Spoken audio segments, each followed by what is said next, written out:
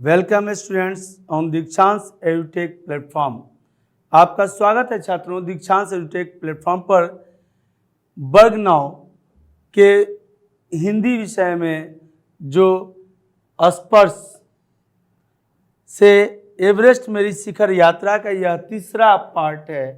जैसा कि इसके पहले भी पार्ट में मैंने बताया था कि एवरेस्ट मेरी शिखर यात्रा जो बचेंद्री पाल द्वारा स्वयं की घटनाओं को लिखा गया है, यह एक बड़ा पाठ है और इसे 4 भागों में 4 हिस्सों में मैंने बनाया है, जैसा कि ताकि हम बेहतर ढंग से समझ सकें और अपनी तैयारी कर सकें। छात्रों, यह मानना है कि अगर हम कोई कार्य देर से करते हैं लेकिन दुरुस्त करते हैं तो उसकी अहमियत बढ़ जाती है, परंतु हम जल्दी करें भी और काम सही भी ना हो तो क्या फ़ायदा। खैर, हमें काम बेहतर करना है तो उसके लिए इसे 4 पार्ट किए हैं। प्रथम पार्ट 2 पार्ट का एक रिकैप मैं रखता हूँ आपके सामने। प्रथम पार्ट में यह था कि बचेंद्री पाल का अभियान दल 7 मार्च को दिल्ली से काठमांडू के लिए रवाना होता है और यहाँ पहुँचने के बाद यहाँ सबसे पहले काठमांडू पहुंचकर नेमचे बाज़ार पहुंचता है। नेमचे बाज़ार से पहली बार उन्होंने बचेंद्री पाल ने एवरेस्ट की सबसे ऊंची चोटी को देखा। उसे वहाँ के लोगों द्वारा कहा जाता है सागर माथा। इस बात से वह अवगत हुई और हमें भी कराती है कि सागर माथा नाम से वहाँ के स्थानीय लोग अर्थात नेपाली लोग वहाँ एवरेस्ट की उच्चतम चोटी को कहते हैं। नेमचे बाज़ार पर ही शेरपा उसके आसपास ही मिलते हैं, जिससे उन्हें वहाँ से हायर करके अभियान दल वाले लेके जाते हैं ऊपर अपने विशेष कार्यों हेतु। जब आगे बढ़ते हैं ये लोग, वहीं पर इन्हें पता चलता है कि एक शेरपा कुली जो अग्रिम दल जो अभियान दल से पहले निकला था, उसके उपनेता प्रेमचंद उसे हैंडल कर रहे थे और उसमें एक शेरपा कुली की मौत हो गई है तथा 4 शेरपा कुली घायल हैं। अब आगे यह घटना मालूम चलती है कि वहाँ जब बेस कैंप 1 जो है, एक पहला बेस कैंप जो बना हुआ है, जिसे बना करके प्रेमचंद नीचे आए थे इन लोगों को सूचनाएं देने के लिए, उसमें ऐसी स्थितियां बनी हुई है कि मौसम खराब चल रहा है। खराब मौसम के वजह से ही बचेंद्री पाल को दिखाई देता है पहाड़ों पर एक फूल के आकृति का बर्फ उड़ता हुआ। वह बर्फ तब बनता है, उन्हें पता चला कि जब 150 किलोमीटर प्रति घंटे की रफ्तार से अधिक हवाएं तेज चलने लगती हैं, तब वहाँ बर्फ का फूल अर्थात प्लूम बनता है, जो कि 10 किलोमीटर या उससे अधिक भी बन सकता है।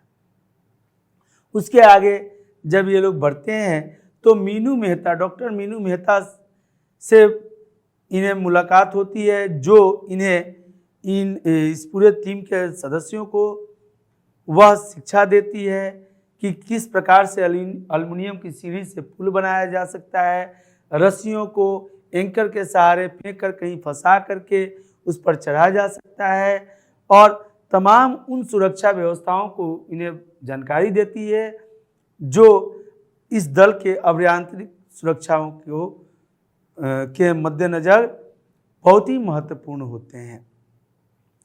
उसके बाद जब ये पेरिस पहुंचते हैं, पेरिस पहुंचने के बाद पेरिस से आगे की सफ़र में अभियान दल पहुंच चुका है कैंप 1 से कैंप 4, कैंप 4 से कैंप 3। कैंप 3 में नायलन की बनी हुई विशेष कैंप है, जिस कैंप की संरचना बहुत अच्छी है। वहाँ इनके साथ 2 और लेप्सांग हैं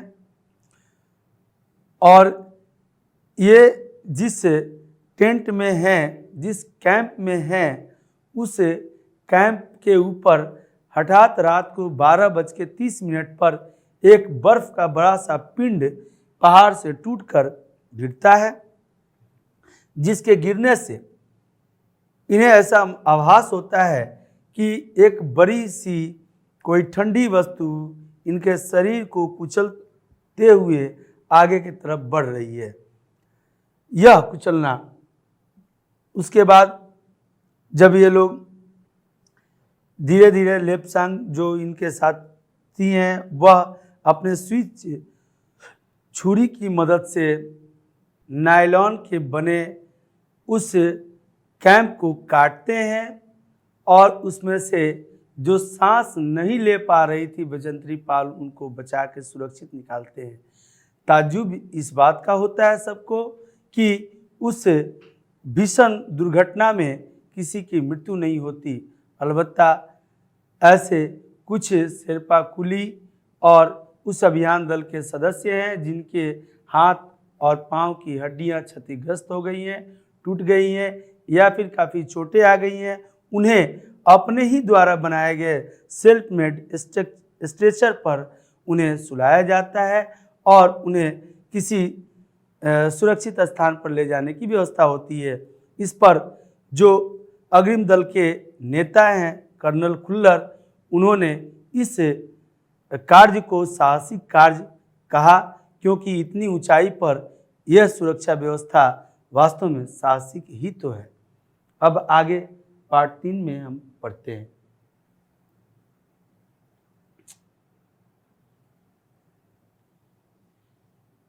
सभी 9 पुरुष सदस्यों को चोटों तथा हड्डियों आदि के कारण बेस कैंप में भेजना पड़ा।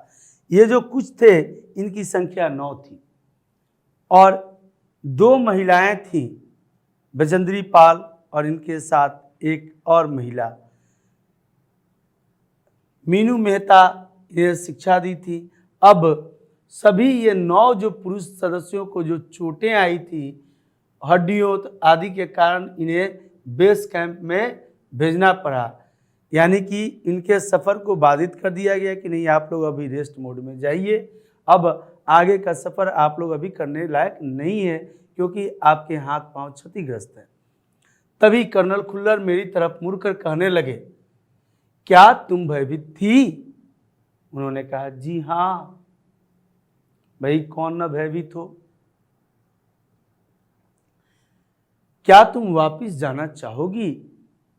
एक सीनियर, एक नेता, एक जो लीडर होते हैं टीम के, उनका बखूबी कर्तव्य कर्नल खुल्लर ने निभाया। अपने सदस्यों से यह जानना बेहद ही जरूरी था क्योंकि इस अभियान में कोई भी गारंटी नहीं होती कि किसी की जान न जाए। अतः कभी भी कोई लीडर ये नहीं चाहते हैं कि उनके सदस्यों में से किसी को वह क्षति पहुंचाए या क्षति पहुंचने दें। अतः उन्होंने पूछा कि क्या तुम वापस जाना चाहोगी? लेकिन एक टुक जवाब था बचेंद्री का, क्योंकि बचेंद्री की आंखों में जो सपने होते हैं, जो सपने थे, उसे पूरा करना ही उसके जीवन का अहम था। उसकी लक्ष्य थी यह कि वह शिखर विजय हासिल करे। और छात्रों, जब यह मन में धुन सवार हो जाती है कि हमें लक्ष्य तो भेजना ही है, तो फिर बीच में कोई बात, किसी तरह की बाधा आरे नहीं आती, सिर्फ लक्ष्य दिखता है। उसे भी अपना लक्ष्य दिखाई दे रहा था और एक टुक जवाब था, नहीं। मैंने बिना हिचकिचाहट के उत्तर दिया, कोई संदेह नहीं, कोई किंतु परंतु नहीं, मैं नहीं लौटना चाहती, मैं जाना चाहती हूँ। हो सकता है इस अभियान में मेरी मौत भी हो जाए, लेकिन मौत भी हो जाएगी तो चैन से मरूंगी क्योंकि इस अभियान में मैं शामिल हूँ। और ये बात तो तय है कि डर के आगे ही जीत है, क्योंकि डर मरने का पर्याय है। डर मारता है, जो डर गया वो मर गया। डर से आगे बढ़ने वाले ही निसंदेह जीत हासिल करते हैं। जैसे ही साउथ कोल कैंप पहुंची, मैंने अगले दिन की अपनी महत्वपूर्ण चढ़ाई की तैयारी शुरू कर दी। और इन सभी वारदातों से, इन सभी खौफनाक घटनाओं से, दुर्घटनाओं से ग्रसित होने के बावजूद भी बचेंद्री हिम्मत नहीं हारी और वो साउथ कोल कैंप पहुंची और पहुंचने के बाद अगली यात्रा के लिए अपनी तैयारी शुरू कर दी। इन सबको बेस कैंप भेजा गया। उसके बाद से अगली यात्रा की तैयारी में ये बचेंद्री पाल।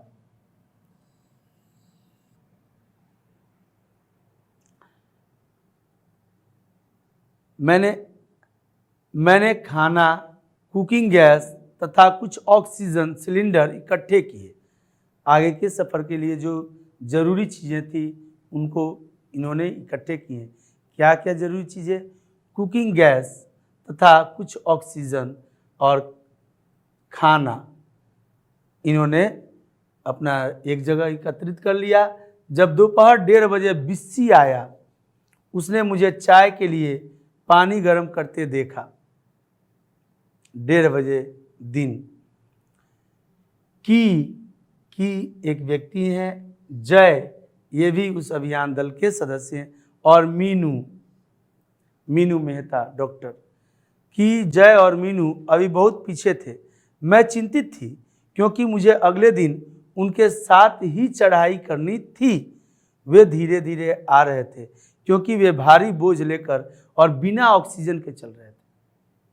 कमाल की बात है छात्रों, हम सभी जानते हैं, सर्वविदित है ये बात कि हम धरातल के जितनी ऊंचाई पर जाते जाते हैं ऑक्सीजन का लेयर कम होते जाता है, और जब पहाड़ की बात हो, उतनी कठिनाई भरी राह हो और उन राह में ऑक्सीजन नामक यह गैस, जो जीवन गैस है, जो जीवन को बचाने वाला है, यह न हो और सामान भी भारी हो, तो उन सामान को ढोना, ऊंचाई पर चढ़ना और बिना ऑक्सीजन के यह कितना कठिन और दुर्लभ पथ है, यह तनिक सोच के ही रोंगटे खड़े हो जाते हैं। जबकि वह इन कार्यों को अंजाम दे रहे थे। वे धीरे धीरे आ रहे थे क्योंकि वे भारी बोझ लेकर और बिना ऑक्सीजन के चल रहे थे।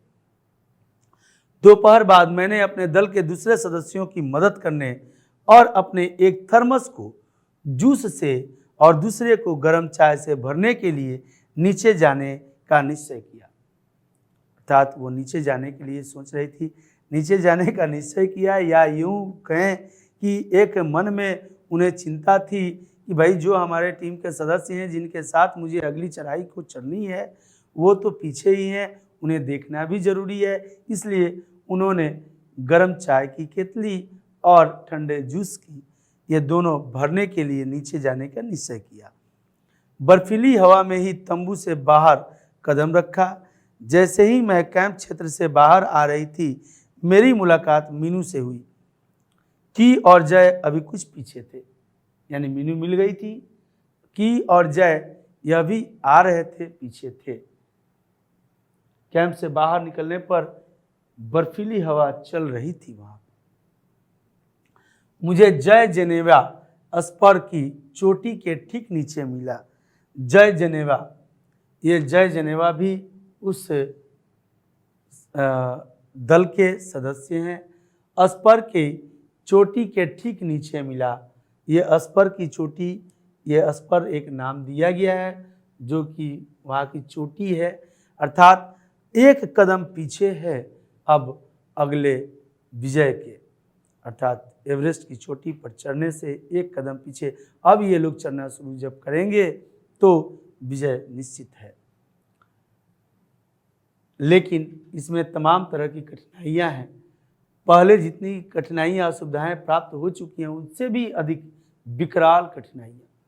उसने कृतज्ञतापूर्वक चाय वगैरह पी, लेकिन मुझे और आगे जाने से रोकने की कोशिश भी की। जेनेवा जो मिले, जय जेनेवा, ये कृतज्ञतापूर्वक अर्थात चाय इनकी केतली से लेकर के पिए और पी करके इन्हें धन्यवाद भी दिए, लेकिन आगे जाने से उन्हें रोक दिए। रोकने लगे। वो कहे कि मत जाओ, खतरा है। थोड़ा सा और आगे नीचे उतरने पर मैंने की को देखा। वह मुझे देखकर हक्का बक्का रह गया। हक्का बक्का रह गया कि अरे भाई, मैं तो चढ़ ही नहीं पा रहा हूं और तू चढ़ के उतर रही है, पागल है क्या, चल। अब हक्का बक्का अर्थात इस तरह का आश्चर्य व्यक्त किया, क्योंकि चढ़ना कितना कठिन था। तुमने इतनी बड़ी जोखिम क्यों ली वे चंद्री? आखिर ऊपर जब तुम चली गई थी तो फिर नीचे आने की जरूरत क्या थी, क्यों आई? ये जोखिम भरा है क्योंकि ठंडी हवाएं चल रही हैं चारों तरफ।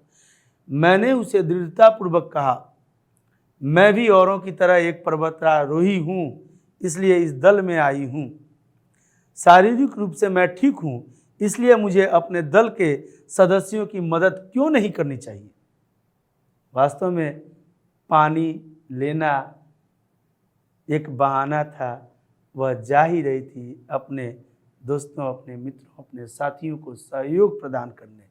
वो चूंकि शारीरिक रूप से ठीक थी, उन्हें भी कहीं किसी ने मदद की थी, अब वह मदद को आगे बढ़ी थी। कि हंसा और उसने पेय पदार्थ से अपनी प्यास बुझाई, जूस पिया, लेकिन उसने मुझे अपना कीट ले जाने नहीं दिया। थोड़ी देर बाद साउथ कोल कैंप से लहाटू और बिस्सा हमें मिलने नीचे उतर आए। उन्हें अब चिंता हुई, बिस्सा और लहाटू पहुंच चुके थे, अब उन्हें भी चिंता हुई। वो नीचे उतरने लगे कि कहाँ गया सब।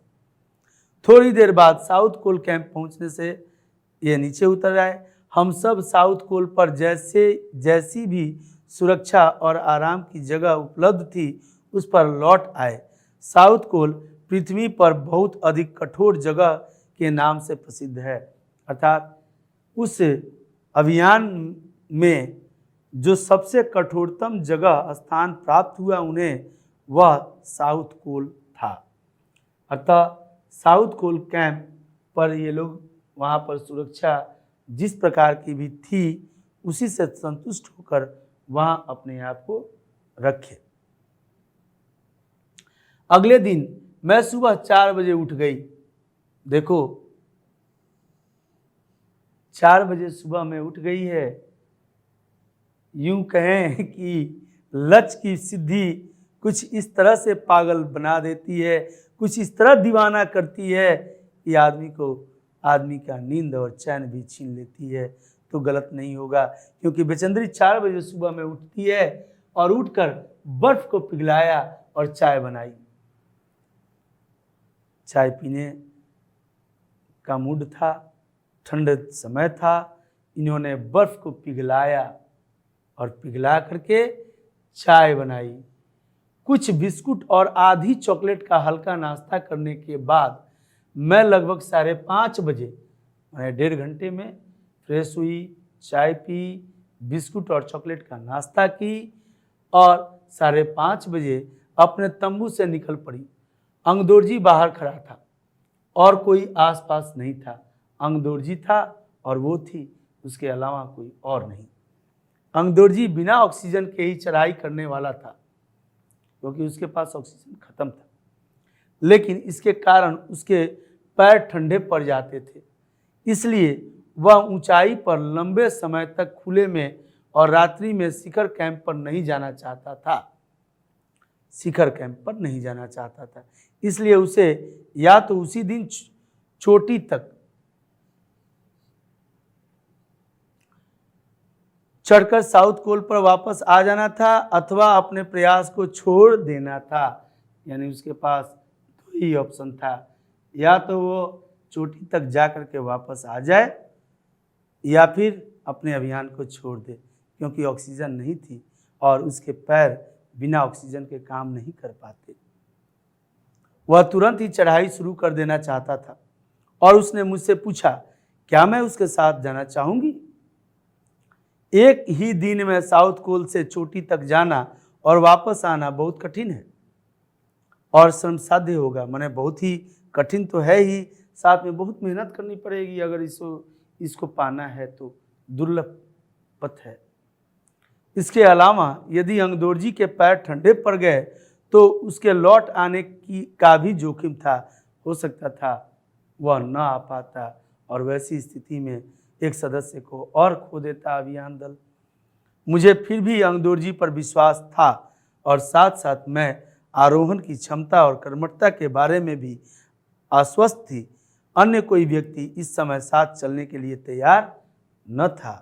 अभियान दल में और जितने भी सदस्य थे उनमें से किसी ने यह हिम्मत नहीं दिखाई, नहीं जुटा पाई कि 5:30 बजे सुबह से चला जाए। परंतु अंगदोर्जी के पास एक व्यवस्था थी, उसके पास ऑक्सीजन नहीं था और उसने जब पूछा कि क्या तुम मेरे साथ आना चाहती हो, और इसने सहर्ष स्वीकार किया और दोनों अपने अगले सफर पर चल पड़े। सुबह 6:20 पर जब अंगदोर्जी और मैं साउथ कोल से बाहर आकर आ निकले तो दिन ऊपर चढ़ आया था।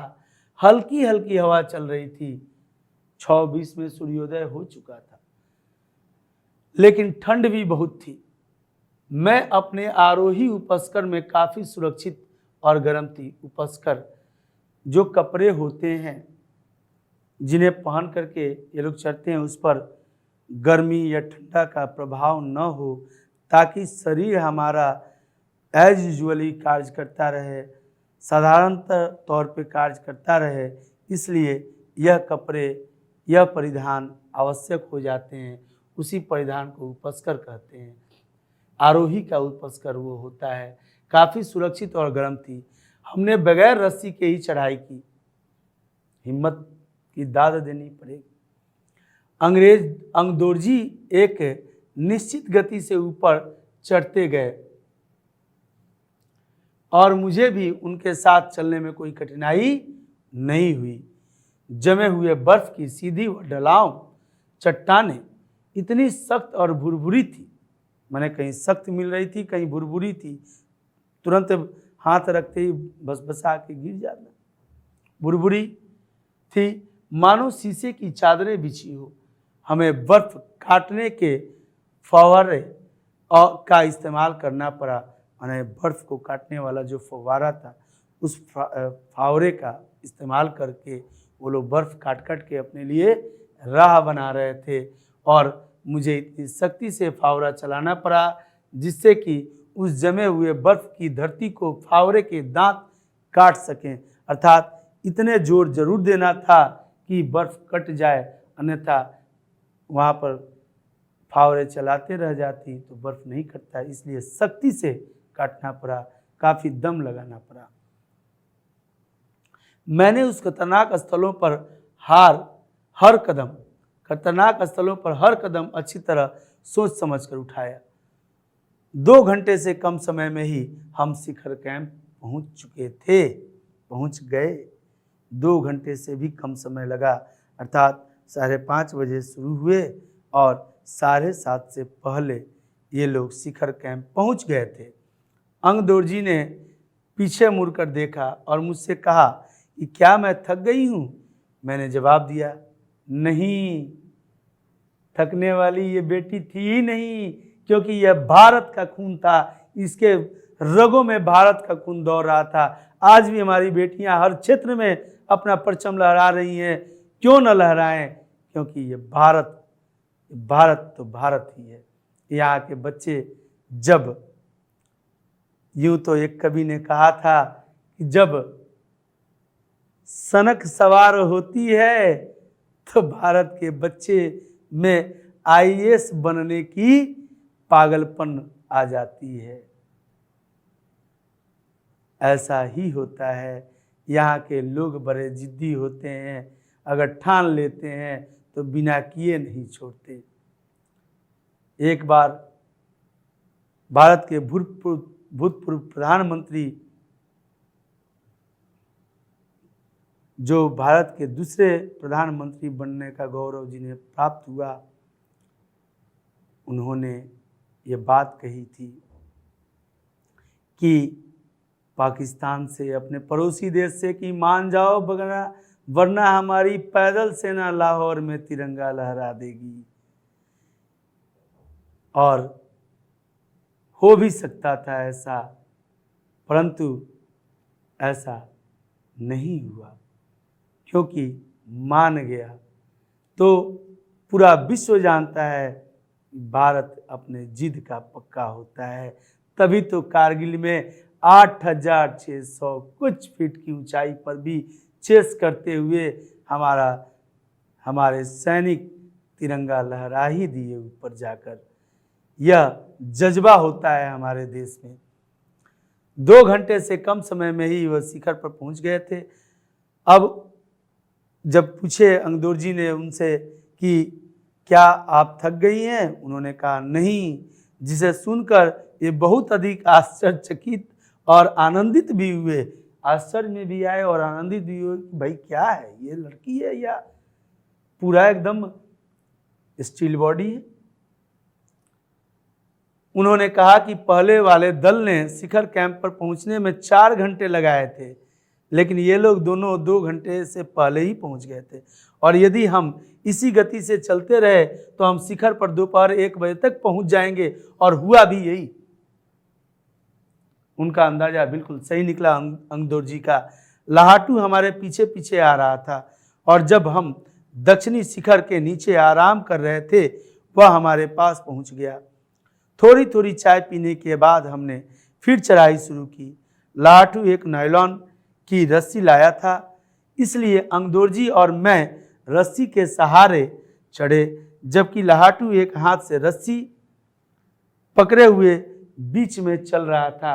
वास्तव में लाहाटू जो बीच में चल रहा था, अंगदोर जी एक तरफ और बचेंद्री दूसरी तरफ। बीच में लाहाटू, यह लाहाटू अपने आप को सुरक्षा प्रदान नहीं करने के लिए बल्कि इन दोनों को संतुलन बनाए रखने के लिए सुरक्षा प्रदान कर रहा था, और वह स्वयं बीच में था। छात्रों, आशा करते हैं आपको यह वीडियो बेहतर लगा होगा, बहुत जल्द समझ में भी आया होगा और बहुत ही अच्छा लगा होगा। और साथ में यह भी आशा नहीं बल्कि विश्वास करते हैं कि आप अभी तक जो भी सुने पढ़े समझे उसमें से पूछे गए सभी प्रश्नों के उत्तर यथोचित और एग्जैक्ट देंगे, यह मुझे पूर्ण विश्वास है। अगले पार्ट के लिए फिर मिलेंगे, तब तक के लिए धन्यवाद। आप सदैव खुश रहें, आपका दिन मंगलमय हो।